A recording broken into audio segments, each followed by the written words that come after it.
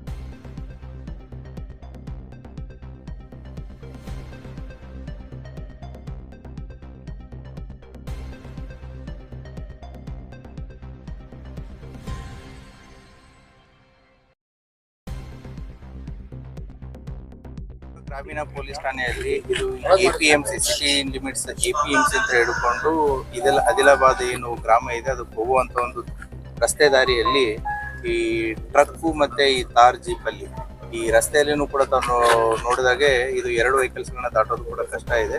Most probably ತಾರ್ jeep ಬರ್ತಾ ಇರೋದು ಮಾಹಿತಿ ಗೊತ್ತಾಗಿ ಟ್ರಕ್ ಅಲ್ಲಿ ಬಂದ್ಬಿಟ್ಟು ತಾರ್ ಜೀಪ್ಗೆ ಟಿಪ್ಪರ್ ಇಂತ್ರ ತಾರ್ ಜೀಪ್ ನ ಆಕ್ಸಿಡೆಂಟ್ ಮಾಡಿದ್ದಾರೆ. ಆಕ್ಸಿಡೆಂಟ್ ಮಾಡಿದಾಗ ಮೋಸ್ಟ್ಲಿ ಅವ್ನಿಗೆ ಏನೂ ಆಗಿಲ್ಲ ಅನ್ಕೋರುತ್ತೆ, ಸಿನ್ಸ್ ತಾರ್ ಜೀಪ್ ಹೆವಿಲಿ ಬಿಲ್ಟ್ ಇದೆ.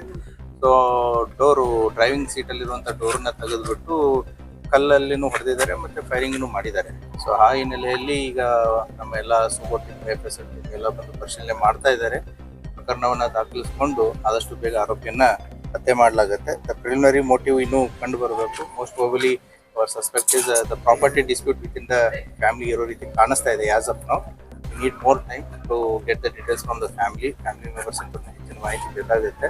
ಸೊ ಆದಷ್ಟು ಬೇಗ ಆರೋಪಿಗಳು ಯಾರು ಅಂತ ಪತ್ತೆ ಮಾಡುತ್ತೆ. ಸತ್ತವನ ಹೆಸರು ರಾಜು ಕರೆ ಅಂತಂತೇಳಿ, ಸುಮಾರು 48 ವರ್ಷ.